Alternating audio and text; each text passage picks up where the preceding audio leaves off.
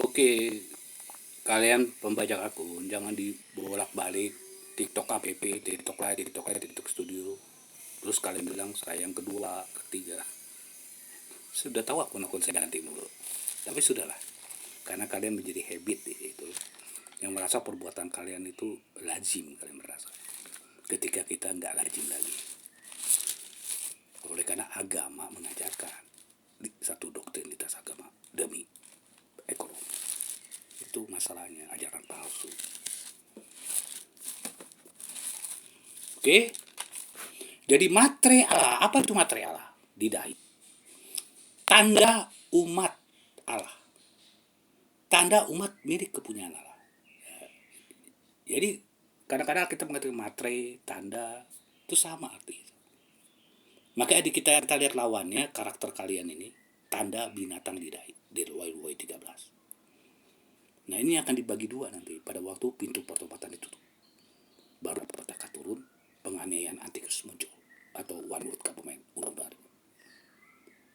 Seperti kepausan di abad pertengahan akan terulang. Karena doktrinnya nggak berubah, caranya nggak berubah. Itu prinsip Paus, karena dia sama dengan Tuhan. Tidak boleh diganggu gugat dia punya keputusan, termasuk pemerintah, pengadilan, maupun Alkitab. Sekarang dia diam-diam dulu. Dia bekerja Protestan dengan politik di seluruh dunia, Amerika Serikat. Jadi kelihatannya di mata dunia dia baik. Itu hebat ini.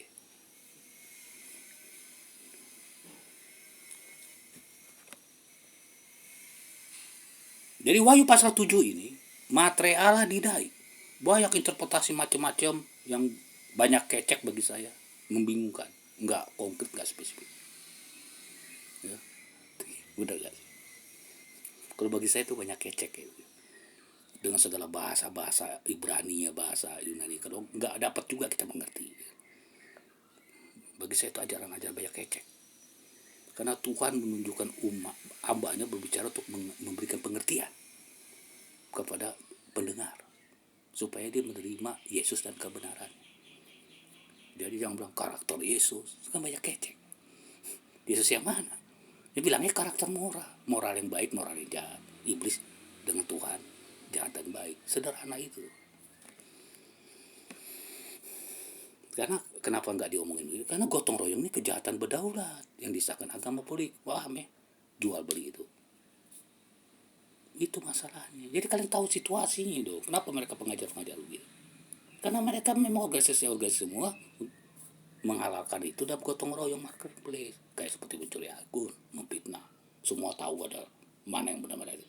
Tetapi perilaku itu yang saya omongin terus.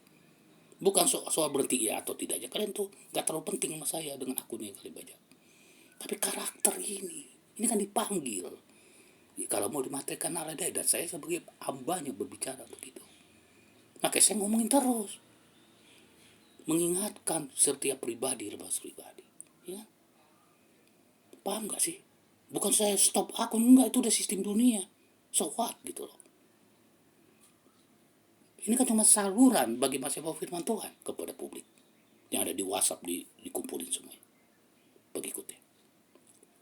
Ini kan salah satunya TikTok. Saya lebih suka ketika saya mendapat akun baru ini di tempat-tempat yang orang gak terkenal. Biasanya saya masuk ke tempat yang algoritma kenal saya, dimasuk ke tempat enggak, saya lebih suka. Karena mereka betul-betul mendapat pekabaran nih, karena saya rata-rata selebgram waktu itu EPP saya semua akun. Tapi nggak lama nih mereka masuk ke sini semua. Lihat aja kalau saya.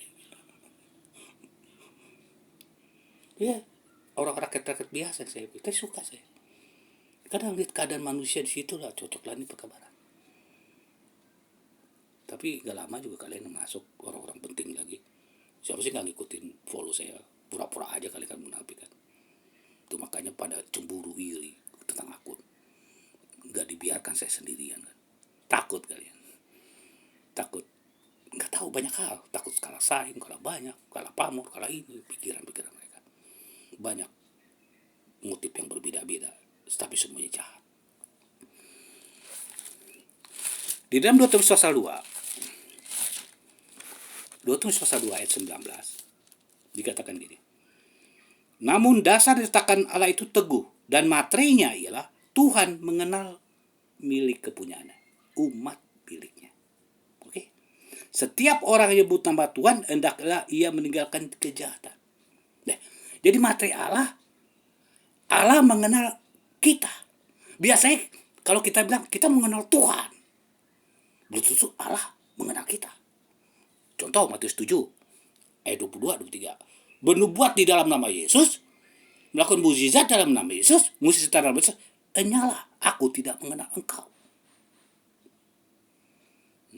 Oke. Kan kita lihat Matius 7 rupanya ayat 15 ya, nabi palsu, pantas. Nah, namun sebagai kita pada rata-rata kita harus tahu dong. Dengan perspektif kita sebagai manusia kita ini yang merasa mengaku mengenal dia. Padahal dia belum tentu mengenal kita. Sebagian semua rakyat Indonesia mendengar Presiden Prabowo belum tentu mengenal kalian. Tapi Anda tanya Presiden Prabowo kenal saya. Beda kan? Kami saling mengenal. Walaupun di dalam medsos.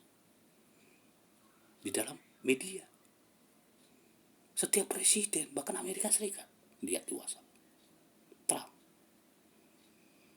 Nah, kalian enggak. Kalian sendiri mengaku mengenal Presiden Prabowo. Betul tuh Presiden Prabowo mengenal kalian. Betul. Begitulah hubungan kita dengan Tuhan. Bukan statement pengakuan kita dengan seremoni kita. Tapi dia bilang, materai Allah didai. Tanda dia umat milik kepunyaannya. Yang menjauhkan kejahatan. Dan dengan begitu kita bisa lihat, bicara umat Tuhan yang dimiliki Tuhan adalah moralnya baik. Sedangkan umat yang jahat bukan milik kepunyaannya, milik binatang itu dalam konteks ungkapan pemerintahan gereja. Dalam Wahyu 13. Sederhana itu kan. Mari kita lihat Roma 2, gak usah kita banyak kecek dengan khotbah material deh, sampai gak ada yang ngerti satupun, betul gak? Coba lihat sembilan mereka atau khotbah mereka, capek denger ya. Kita mengenal Tuhan atau enggak? Di dalam Roma pasal 2 ayat 17 dan 18, jika engkau menyebut dirimu orang umat Tuhan bersandar kepada hukum Taurat kontekstual ya, ini hukum Taurat 10 hukum Allah moral. Aku datang bukan menjadikan hukum Taurat, tapi menggenapinya. Matius 5 ayat 17. Nanti bicara sunat, nanti ke Galatia. Bicara upacara bait suci di dalam Idadi. Bicara hari raya Yahudi, sabat tahunan, Kolose 2. Begitu ya, pendeta ya. Jangan menyesatkan jemaat. Kalian belajar di akademisi sosial, budaya, ekonomi, semua juga mesti kontekstual. Masa lu belajar di luar konteks ya? Berarti lu mengayal lo. Mesti kontekstual kalau kita bicara. Jangan kita generalisasi semua orang. Gak boleh. Dan tahu akan kehendaknya. Dan oleh karena diajar dalam hukum Taurat, dapat menilai mana yang baik dan yang mana yang jahat. Jika engkau mengajarkan orang jangan mencuri, kenapa kamu mencuri akun orang? Ayo. Agama politik, aparat, masyarakat. Dan kalian tahu itu, saya kreatornya. Oleh karena kehebatan teknologi kalian bisa manipulasi itu. Tidak dalam dunia nyata. Dalam dunia maya pun banyak yang tahu. So, karakter ini kalian didik kepada rakyat Indonesia. Kalian membentuk habit. Suatu karakter yang melawan suatu fakta dan kebenaran. Oknum aparat. Yang kalian perintahin mereka untuk kerja-kerja kayak gitu. Bertanggung jawab kalian di akhirat ya. Dengan segala pangkat-pangkat kalian. Jabatan-jabatan kalian di pemerintahan. Catat itu ya. Sudah enak kan 3 hari 4 hari saya nggak diam-diam aja. Sekarang saya datang kepada kalian semua. Bertanggung jawab. Dengan perampokan. Lihat info profil. Berkaryalah. Supaya jangan mencuri karya orang lain. Undang-undang hak cipta. Kalian mau menghormati kedaulatan negara kalian enggak? Camkan itu pemerintah. Punya tanggung jawab. Siapa pencuri sini? Nah, bagaimana dikatakan hukum Allah itu membedakan antara baik dan jahat? 10 hukum Allah, jangan mencuri, jangan membunuh, jangan melanggar itu jahat. Yang taat, baik. Nah inilah orang yang dikenal Allah. Mate Allah didai. Karakter Kristus itulah moral.